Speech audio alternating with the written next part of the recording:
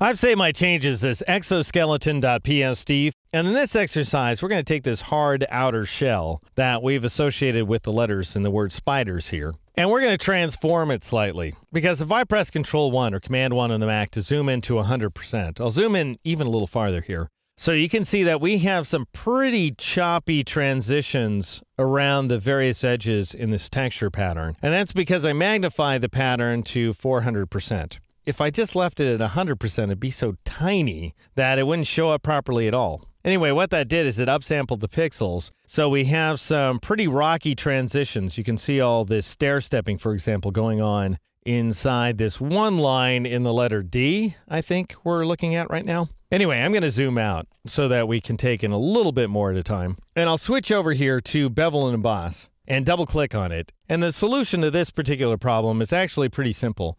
You go over to the Soften option. It not only softens off the edges created by the chisel hard technique, but it also softens the edges inside of your textures as well. So I'll go ahead and raise that value to 2 pixels, and you can see that goes a long way towards smoothing off those transitions there. So Soften set to 2 pixels takes care of that problem for now. Now, the other issue I want to take care of is that I have these very dark edges on the upper left sides of each of the letters. And I'd like to temper that with a little bit of a reflective bounce. In other words, a highlight that's being bounced off the background into the shadow region. And I can get that effect using Inner Shadow. And the reason I'm going to use Inner Shadow to create what's essentially a glow, rather than using one of the glow effects, is because I need a directional glow. I need it to come in from the upper left corner. If I apply Inner Glow, it'll be wrapped around the insides of the letters uniformly, and that won't look right at all. The great thing about the 2 shadow effects is they're capable of imparting directional shadows as well as directional highlights or glows. If you want omnidirectional shadows or highlights, and by omnidirectional I mean coming in from all sides or going out in all directions, then you want to use your outer glow or inner glow effects.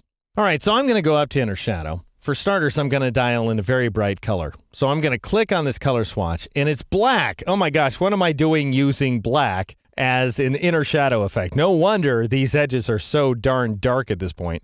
Anyway, I'm going to dial in a complementary color, such as a hue value of 215, as I've been using right along so far.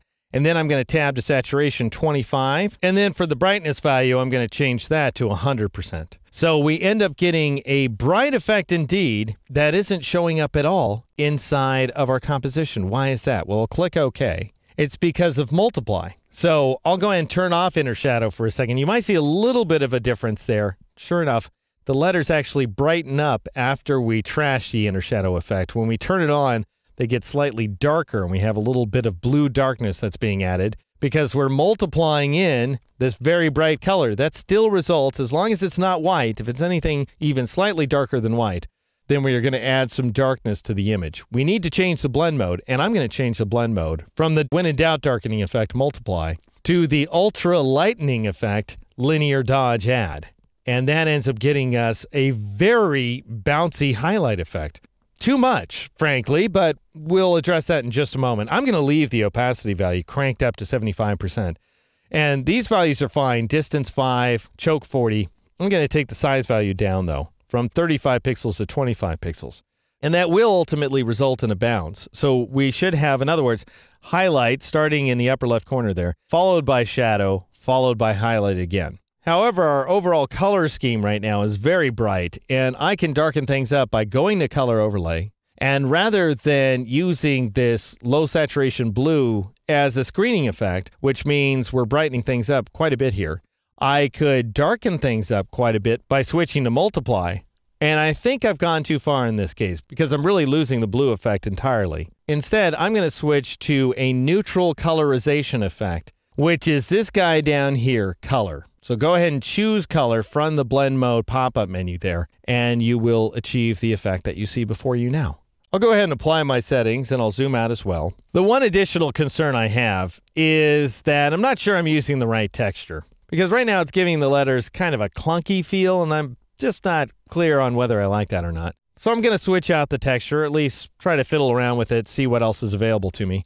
I'll double-click on Bevel and Emboss to bring up the Layer Style dialog box. Then I have to click on Texture. Notice Texture is not listed there inside the Layers panel. So I'll go ahead and click on texture to make it active. And then let's try out some other textures that are available to us, like this guy right here. What's he called? Metal Landscape. Let's see what that results in. And then that's pretty interesting. And in fact, I have to say, all these grayish looking kind of blobby patterns right here end up producing pretty interesting results. Like here's molecular. Wow, that's cool. It gives us chiseled letters. The one I ended up going with, however, is this guy, strings, because it creates a series of string patterns through the letters, which I actually quite liked and I thought looked a little bit like a jewelry effect. And then after I went ahead and hid that panel, I took the scale value from 400% down to 250%, which should help get rid of some of the jagged edges. And then I took the depth value down to 20, like so. And we end up getting this effect right there. And you know what? I'm going to turn off link with layer just a moment because I want to show you what that means. Currently, if I drag these letters around to move them, then the texture will move around with them. However, if I turn off link with layer, which I will, and click OK, and then control drag the letters around, notice that the texture stays put and the letters move around outside the context of the texture. Just thought I'd show you what that checkbox does. I don't know that's particularly practical, but you might be able to adjust your alignment a little bit by turning it off. Anyway, Control-Z, Command-Z on a Mac to undo that movement. And now I don't think the whole spiders and butterflies metaphor makes any sense, so I'm going to go ahead and change out some of my text by double-clicking on a T thumbnail in order to highlight my text, and I'll change it to chains like so. And actually, you know what? Control-A, Command-A on a Mac, then I'll press Control-Shift-Alt here on a PC or Command-Shift Option greater than sign in order to increase the size of my text, and then I'll press Control-Shift or Command-Shift greater than sign to increase it another couple of pixels. So we now have a type size of 152 points, which fits better. Press the Enter key on the keypad to accept that modification. Press Control-Shift down arrow a couple of times to scoot the text downward. On the Mac, that would be Command-Shift down arrow a couple of times. And then I'm going to go ahead and replace the butterflies text as well, which is entirely editable, as you can see here, like so.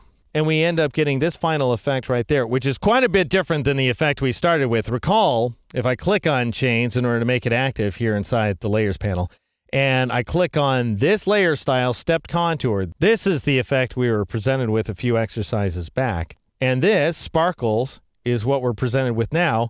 And all it took was some very satisfying and parametric modifications to a few layer effect settings here inside Photoshop.